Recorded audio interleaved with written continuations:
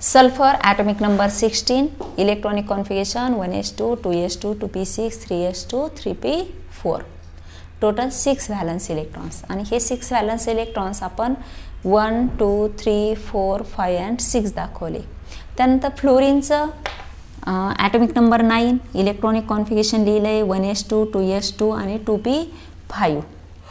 हे total 7 valence electrons आणि हे 7 व्हॅलन्स इलेक्ट्रॉन्स आपण अशा प्रकारे अरेंज केले जे फ्लोरीन भोवती आपण दाखवलेत. ओके नाही. आता हे स्ट्रक्चर आपण रिप्रेझेंट करतोय, दाखवतोय. तर इथं काय दिसतंय आपल्याला, आपण जर असं सर्कल मांडलं तर प्रत्येक फ्लोरीन ॲटम भोवती आपल्याला 8 इलेक्ट्रॉन्स दिसत आहेत.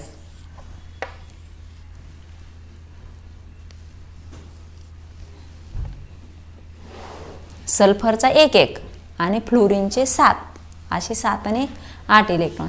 परंतु सल्फर भोवती आपण सर्कल दाखवलं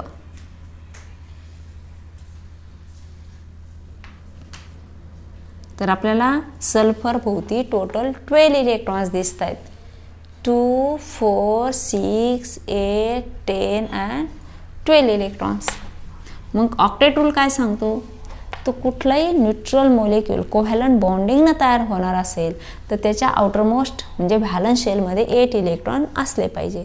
परंतु इथं तर 8पेक्षा जास्त 12 इलेक्ट्रॉन दिसत आहे.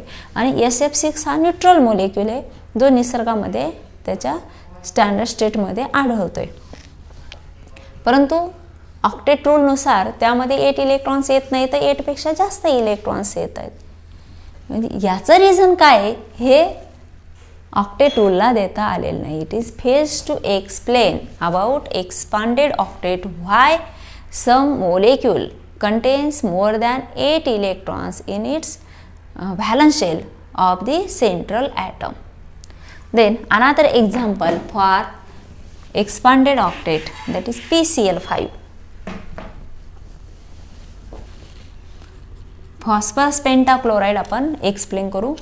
Phosphorus atomic number 15, electronic configuration 1s2, 2s2, 2p6 हे 10 इलेक्ट्रॉन्स आणि 3s2, 3p3 हे टोटल 5 इलेक्ट्रॉन्स म्हणजे 15 इलेक्ट्रॉन्स. आता हे फॉस्फरस भोवती आपण हे 5 इलेक्ट्रॉन्स अशा प्रकारे मांडले.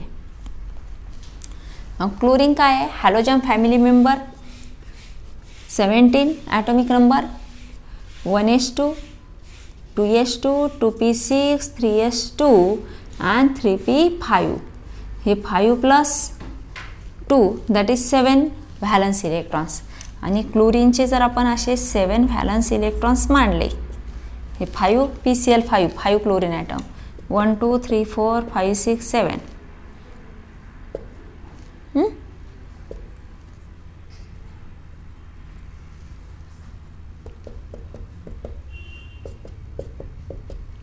7.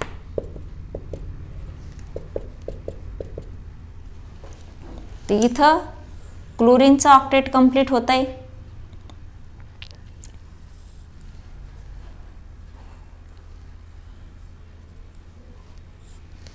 दोन 2, 4, 2, 6 आणि फॉस्फरसचं मिळून 1 असे 8.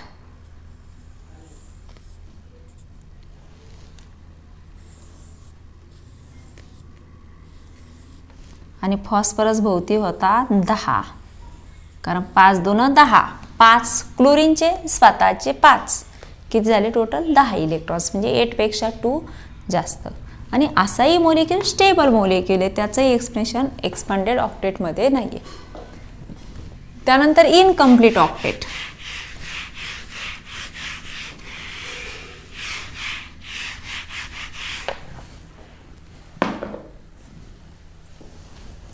BF3 molecule. Boron atomic number 5, 1s2, 2s2, 2p1. Valence electrons आले 3 आणि हे 3 व्हॅलन्स इलेक्ट्रॉन्स आपण असे मांडले.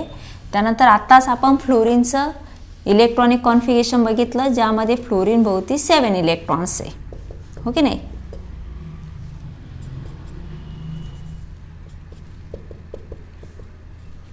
तर इथं फ्लोरीनचं ऑक्टेट कंप्लीट झालंय, परंतु बोरॉन भोवती फक्त 6 इलेक्ट्रॉन्स झाले. 3 फ्लोरीनचे 3 आणि स्वतःचे 3, म्हणजे 8 पेक्षा 2 लेस इलेक्ट्रॉन्स आहेत. तसंच BeCl2 मोलेक्यूल जर घेतला, beryllium atomic number 4, 1s2 2s2. Valence electrons फक्त 2 इलेक्ट्रॉन्स, आणि हे 2 इलेक्ट्रॉन्स आपण असे मांडले, आणि क्लोरीनचे 7 इलेक्ट्रॉन्स अशी अरेंजमेंट केली आपण त्याची. तर क्लोरीन भोवती 8 इलेक्ट्रॉन्स दिसत आहेत, परंतु बेरिलियम भोवती फक्त 4 इलेक्ट्रॉन्स होतात त्याच्या व्हॅलन्स शेलमध्ये, आउटरमोस्ट शेलमध्ये. मग असे मोलिक्यूल स्टेबल काय आहे त्याचे एक्सप्लेनेशन हे ऑक्टेट रूलमध्ये दिलेलं नाही, त्याला म्हणतात incomplete octet. Then odd electrons.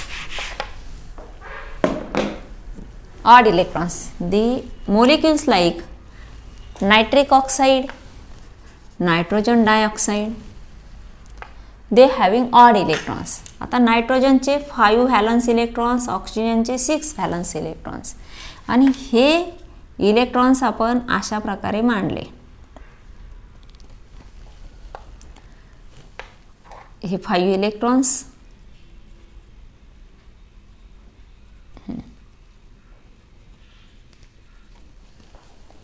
इथं ऑक्सिजन भोवती 8 इलेक्ट्रॉन्स झालेत, हो की नाही, आणि नायट्रोजन भोवती झालेत 7. पुन्हा लिहू व्यवस्थित. हा नायट्रोजन, ऑक्सिजन 1 2 3 4 5 6, 1 2 3 4 अँड 5, हे 7 इलेक्ट्रॉन्स, आणि हे 8 इलेक्ट्रॉन्स. याचे 8 झाले, याचे 7 झाले, हो की नाही. यांना शेअरिंगनं हे 2 शेअरिंग केले तर 7 झाले, याचे 2 शेअरिंग झाले तर इथं 8 झालेत, हो की नाही. आणि मूळ किती होते हे टोटल 11 इलेक्ट्रॉन्स. मग 11 इलेक्ट्रॉन्सची आपण अरेंजमेंट अशी केली, हे 8 आणि हे 3, टोटल 11 इलेक्ट्रॉन्स. आता हा न्यूट्रल मोलेक्यूल आहे, परंतु यावर काय दिसतंय आपल्याला, ऑड इलेक्ट्रॉन्स. तसंच हा नायट्रोजन आणि हे ऑक्सिजन, याचे 5 इलेक्ट्रॉन्स आपण असे लिहिले, हो की नाही. आणि हे प्रत्येकाचे 6 इलेक्ट्रॉन्स लिहिले. इथेही काय होतंय, हे 8 होत आहेत, परंतु इथं मात्र 5च इलेक्ट्रॉन्स होत आहेत, हो की नाही. 5 इलेक्ट्रॉन्स. ह्याचंही एक्सप्लेनेशन इथं दिलेलं नाही. त्यानंतर जॉमेट्री ऑफ द मोलेक्यूल. ज्यावेळेस आपण इलेक्ट्रॉनची अरेंजमेंट करतो तर त्या अरेंजमेंटमुळे कुठलीही जॉमेट्री आपल्या लक्षात येत नाही. सगळे मोलेक्यूल आपल्याला लिनियर मोलेक्यूल दिसतात, परंतु ॲक्च्युअल जी जॉमेट्री आहे आणि त्या जॉमेट्रीवरून असणारे त्या मोलेक्यूलचे प्रॉपर्टीज आहे ह्या मात्र वेगळे आहे. मग हे असं काय हे ऑक्टेट रूलमध्ये सांगितलेलं नाही. आणि last, energy of the bond.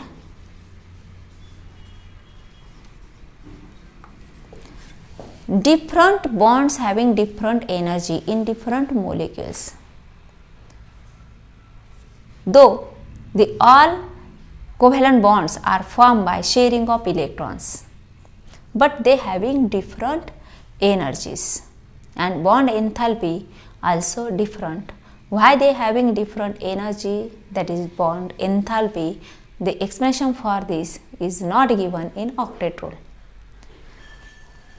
आपण जे बॉन्ड कोव्हॅलंट बॉन्डिंग दाखवतो ती कशाने दाखवतो, शेअरिंग ऑफ इलेक्ट्रॉन्स. मग जर ते सारख्याच प्रकारे तयार होत आहेत, ओके नाही, शेअरिंग ऑफ इलेक्ट्रॉन्स, परंतु तरीसुद्धा त्यांची एनर्जी मात्र का वेगवेगळी आहे, ह्याचं एक्सप्लेनेशन इथं ऑक्टेट रूलमध्ये दिलं गेलेलं नाही. This is limitation for octet rule.